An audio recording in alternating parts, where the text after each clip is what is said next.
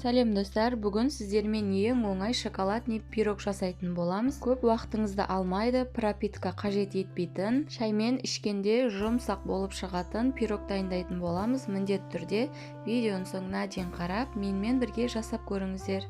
Достар, менің каналымнан көптеген пайдалы рецептерді таба аласыздар. Сол себепті каналға тіркеліп, қоңыраушаны басып қойыңыз.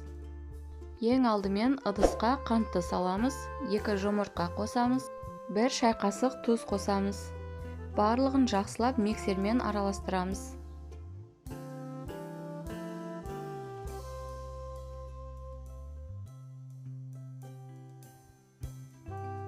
Міне осындай аппақ көбік болғанға дейін мен араластырып алдым. Енді үстінен сұйық май және де сүт қосып, тағы да жақсылап араластырып аламыз. Сүттің температурасы маңызды емес, қандай болса да пайдалана бересіздер. Електен өткізіп, оның жарты бөлігін қосып аламыз.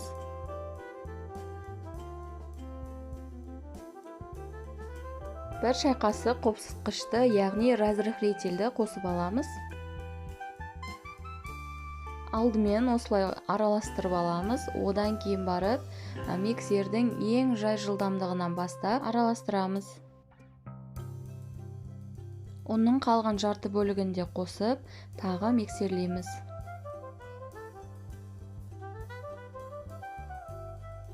Какао порошогымызды да осы ситадан өткізіп қосамыз.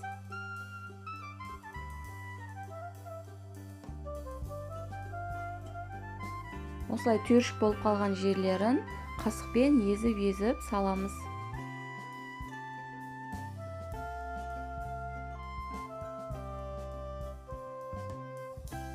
Тағы да жақсылап бір келкі болғанға дейін миксерлеп аламыз.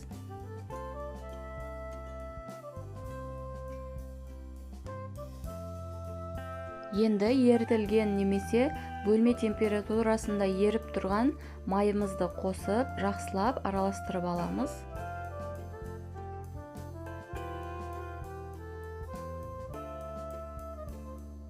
Міне біздің қамырымыз дайын болды. Осындай консистенцияда болып шығады. Қою да, сұйық та емес, орташа.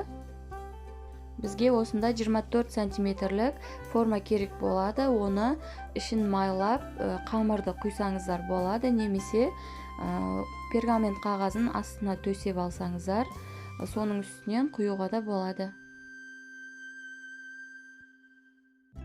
Қамырдың барлығын құйып аламыз. 180 градуста қызып тұрған пеште 30-35 минуттай пісіріп аламыз.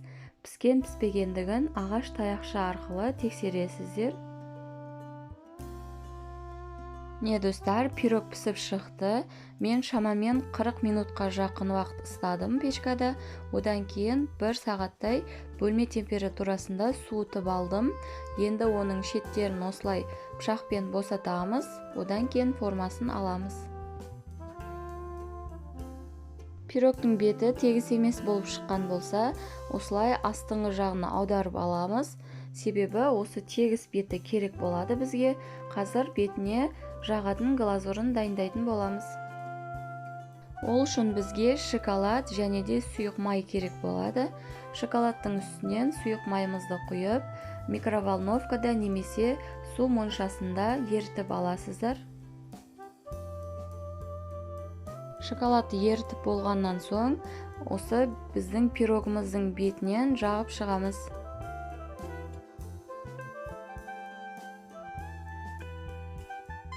Бетін шоколадпен қаптап болдық. Енді оны қатпай тұрғанда түрлі жеміс-жидектермен оформлениясын жасап аламыз.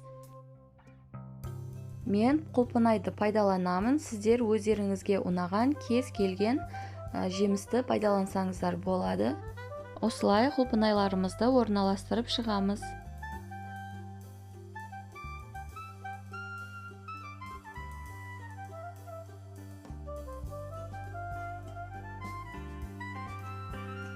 Міне барлығын қойып болдық.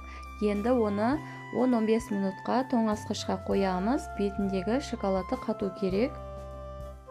Міне тоңазытқышқа қойып алдық. Осымен біздің пирогымыз дайын. Пирогты кесіп көреміз. Міне достар, қараңыздар, пирогымыз өте биік әрі өте аппетитный болып шыққан. Кез келген адам көрсе жегісі келеді. Торт пісіруге ерініп жүрген болсаңыз, осы пирогты жасасаңыздар да болады. Рецепт сіздерге ұнады деген ойдамын. Міндетті түрде жасап көріңіздер. Егер де жасап көрген болсаңыздар, комментария бөлімінде бөлісіп отырыңыздар. Достар, видеоға лайк басып, каналға тіркеліп, қоңыраушаны басып қойыңыздар. Себебі алдағы уақытта көптеген пайдалы рецепттер болады. Видеоны соңына дейін қарағандарыңызға рахмет. Келесі видеоларда кездескенше сау болыңыздар.